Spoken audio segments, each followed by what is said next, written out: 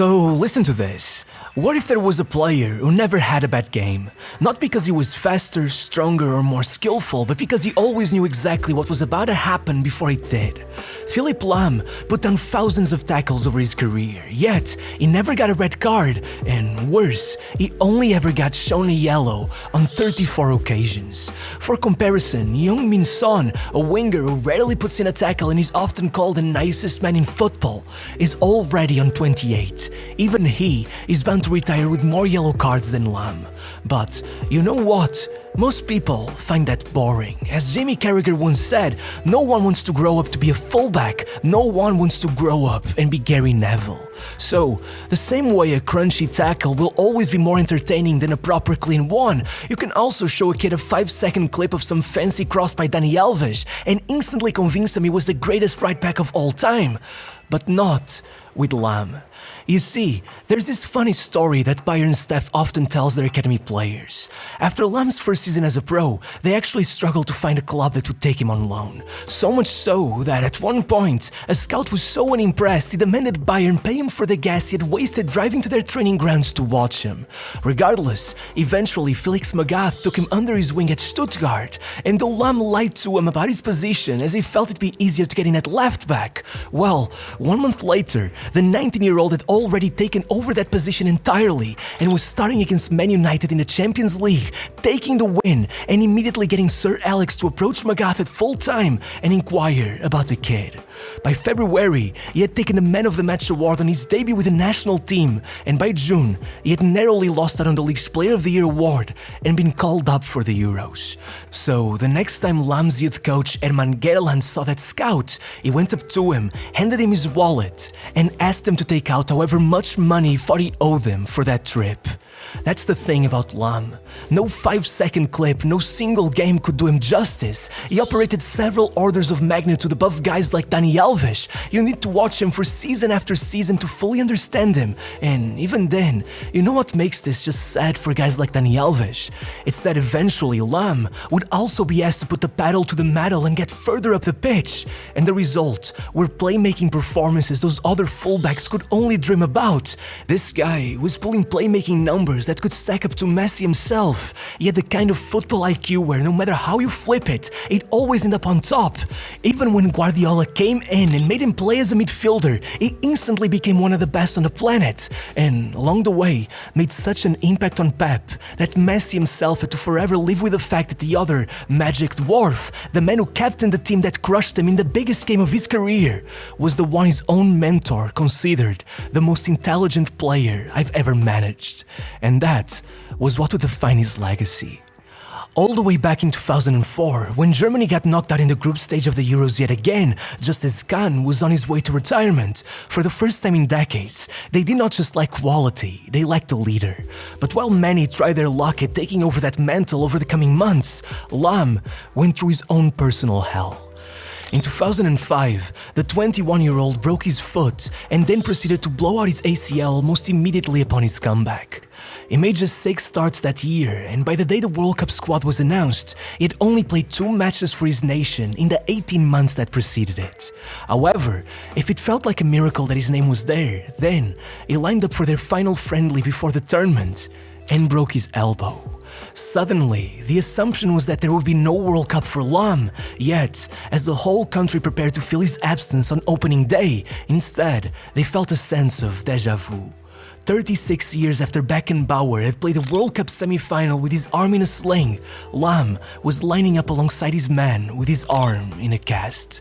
And if anyone needed more confirmation that the name that would follow Fritz Walter, Beckenbauer, Matthäus and Kahn was that of Philipp Lahm, the referee blew his whistle.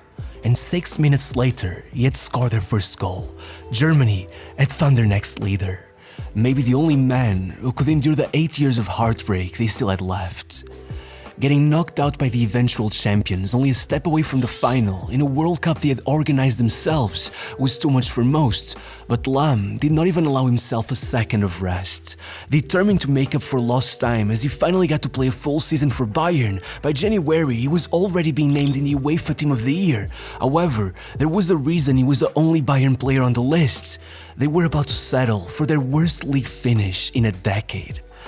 After being reunited with his former Stuttgart manager Felix Magath, the two watched in disbelief as their former club took the league title while Bayern couldn't even secure Champions League football, and though that sent the whole club hierarchy into a state of emergency, first sacking Magath, then shipping off 9 players and bringing 10 new ones to replace them as they immediately brute forced their way towards the domestic treble, it was all smoke and mirrors. The moment a minor injury crisis hit them, Lahm had to play out of position for months in order to prevent their whole system from collapsing. However, no matter how many times he questioned the careless manner in which they had handled that rebuild, the board put him down every single time. In the summer of 2008, things got heated enough that, as a rookie manager named Pep Guardiola took over Barcelona, he almost convinced Lahm to take the easy way out of the chaos that was settling in Munich. Yet, with the deal almost closed, Lahm ended up instead renewing his contract in order to stop any transfer market drama from affecting his performances at the 2008 Euros. But first and foremost, because, in his own words, I did not want to seek success somewhere else, only to one day look back and see that I could have had it all in my hometown. Yet, after recomposing himself just in time to take the Man of the Match award as he scored the goal that put Germany in the final of the Euros, not only did he immediately downplay it all, insisting his performance had only been okay and that he had not even deserved the award, but in the final, he ended up being forced off the pitch injured, watching as the players that could have become his teammates had he moved to Barcelona snatched the trophy from him, just as all of his worries began coming to life. With yet another managerial change, as Lahm predicted, Bayern collapsed. In April, Wolfsburg demolished them 5-1 in the game that virtually secured their first ever league title, and 4 days later, almost like a reenactment of what had happened at the Euros, with Lahm injured, Bayern took a 4-0 defeat to Barcelona that sent them out of the Champions League. Suddenly, new manager Klinsmann was already out, Einka took over temporarily, then Van Gaal came in, and yet, Bayern dropped all the way down to 7th, and Lahm hit a melting point. Against all that came natural to him, Lahm went up to the press and publicly exposed discontent with the way the club was being run. He claimed their transfer policies consisted of basically signing one forward after the other with no concern for the team's balance or tactical philosophy, exposing the complete delusion of higher-ups like Franz Beckenbauer himself, who insisted this was the best team they ever had, regardless of the fact they struggled to beat mid-table clubs. And what followed was the single largest fine ever issued to a player in Bayern's history. But the thing is, what offended the board so much wasn't that his infraction was that outlandish, but that it hurt their egos that first, they were starting to see he was right, and second, that the fans were completely on his side. Now, many believe that interview was what defined Bayern Munich's philosophy for the following decade, and that became apparent immediately. If up to that moment Bayern had 3 wins in their last 11 matches, then they proceeded to win all of their next 12, quickly finding themselves tied for first in the Bundesliga before moving their focus towards the Champions League, twice coming back from first-leg defeats, and eventually finding themselves in the Champions League final 1 win off a treble. But of course, that would have been almost too easy. Instead, Diego Milito took that trophy back to Milan, and though that campaign made Lahm such a defining figure in German football that very same summer at the World Cup, he was officially made the youngest captain in the history of the German national team at just 26 years of age. The same old story took place again.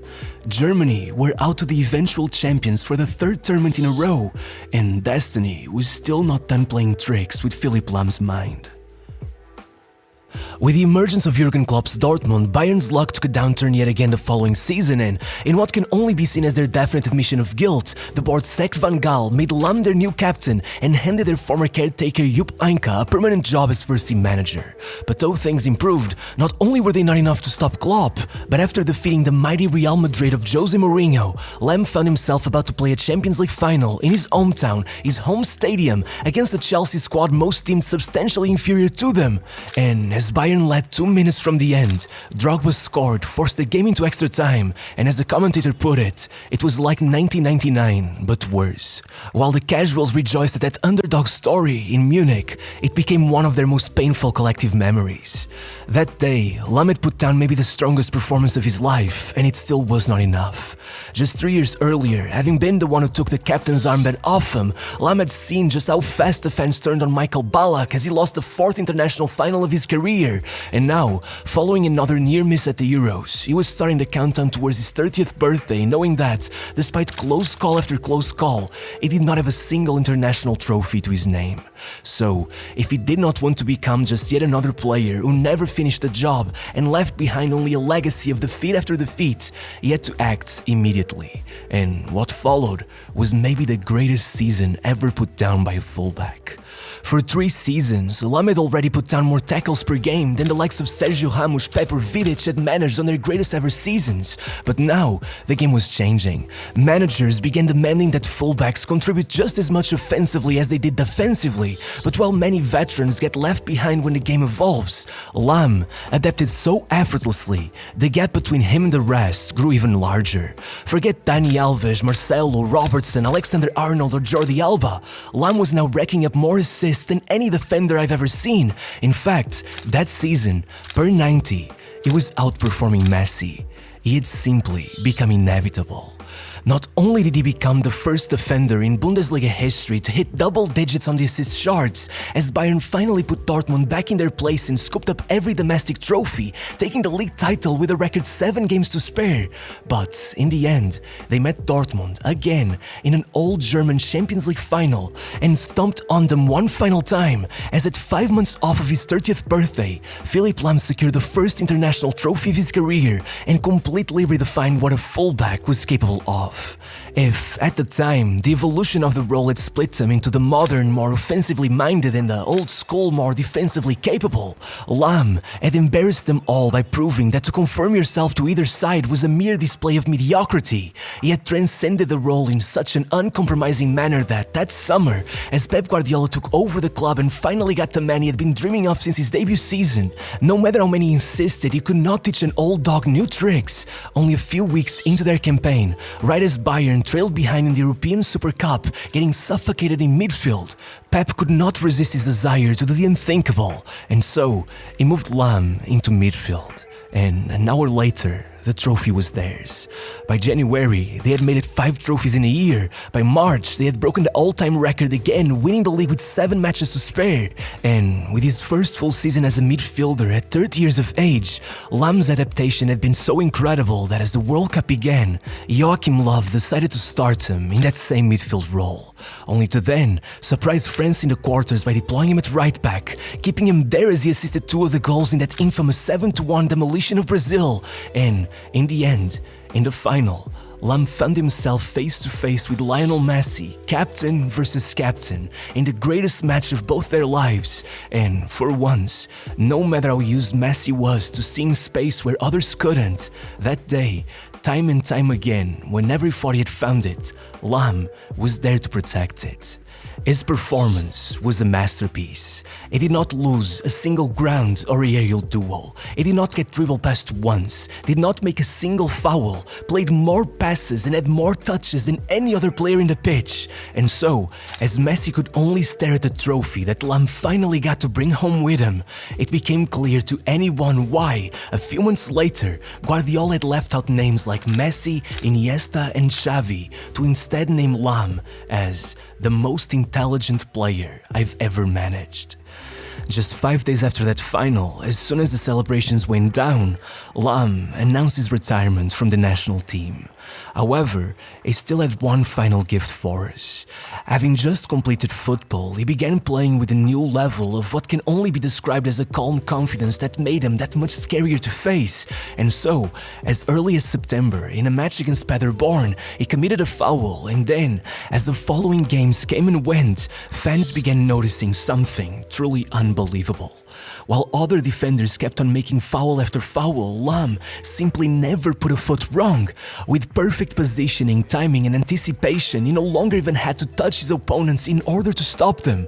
And that streak went on for so long that in the meantime, he managed to take another Bundesliga title before he even made his next foul, which only came 13 months after the previous one. It was the kind of achievement that had never been done and will likely never be repeated, a task so monumental monumental that, even in 6th place at the Ballon d'Or midway through the season, felt like an underestimation of his powers. Philipp Lahm had perfected football. That year had been his magnum opus. Then, for the final 2 seasons of his career, like the true leader he was, he began personally mentoring Joshua Kimmich to take over once he left. And so, at only 33 years old, no matter how much Ancelotti insisted that it was too soon, that if we had 20 Philipp Lahms, we would have no problems, he decided to quit while on top, still managing to be named German Footballer of the Year a month after his retirement. And now, though he did such a good job that it is hard to argue that Kimmich is the single closest thing to him that we have in the current game, most of us still can't help but to feel that, one way or another, Philipp Lahm was the last of his kind.